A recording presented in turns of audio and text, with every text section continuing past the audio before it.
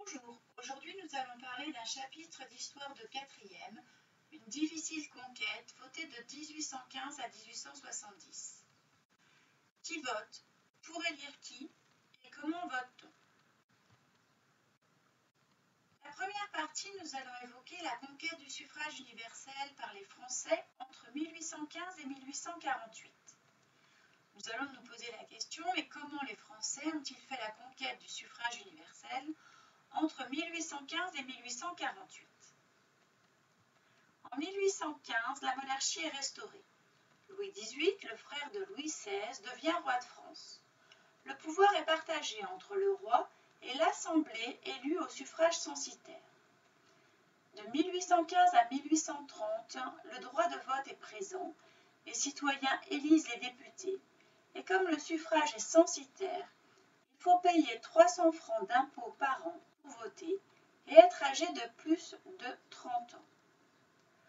En 1824, Charles X est le nouveau roi de France.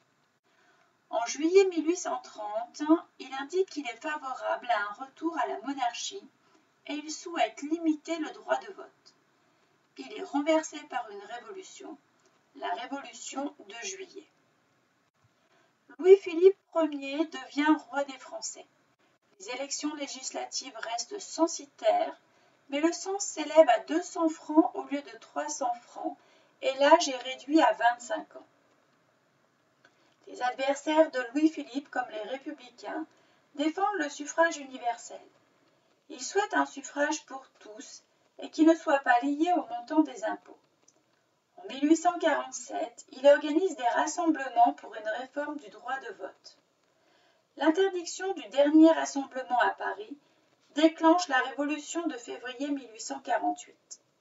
Le roi Louis-Philippe s'enfuit et la République est proclamée.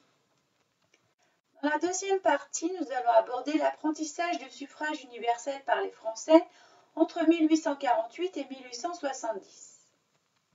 Mais comment les Français ont-ils fait l'apprentissage du suffrage universel entre 1848 et 1870? Tout d'abord, voter sous la Seconde République. En 1848, le suffrage universel est proclamé. Les hommes de plus de 21 ans peuvent voter, mais il s'agit d'un suffrage universel masculin, car les femmes sont exclues du droit de vote. En 1848, les Français pratiquent véritablement pour la première fois le suffrage universel.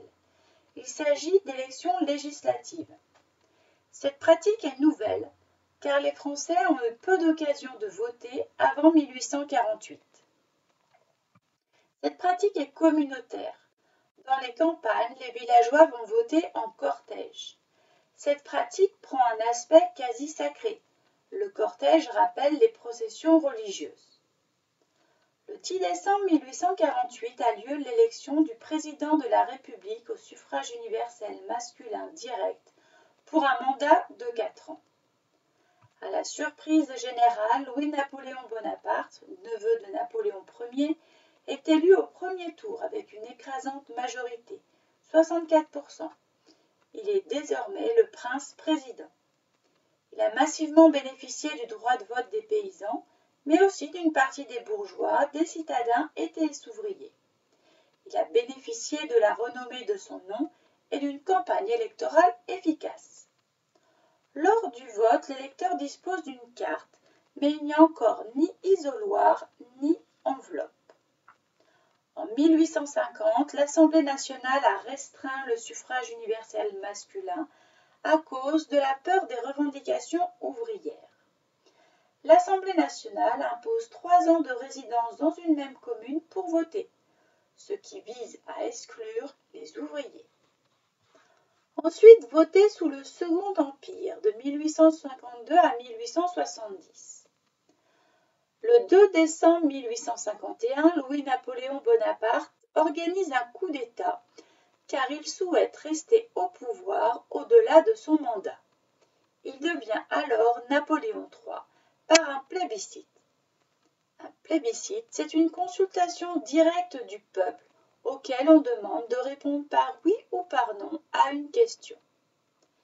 La République devient un empire. Napoléon III rétablit le suffrage universel masculin. Sous l'Empire, les élections ne se déroulent pas de manière impartiale. Napoléon sélectionne les candidats et favorise des candidatures officielles.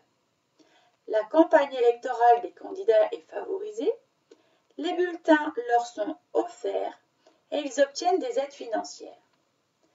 Par le biais des candidatures officielles et du recours au plébiscite, ainsi que par la suppression des libertés politiques, Napoléon III instrumentalise le suffrage universel et le détourne de son fonctionnement démocratique. Néanmoins, par la pratique régulière des élections, le Second Empire favorise l'apprentissage politique des citoyens, dont le vote devient de plus en plus individuel et autonome. Voici la fin de ce chapitre. À très bientôt pour une nouvelle vidéo.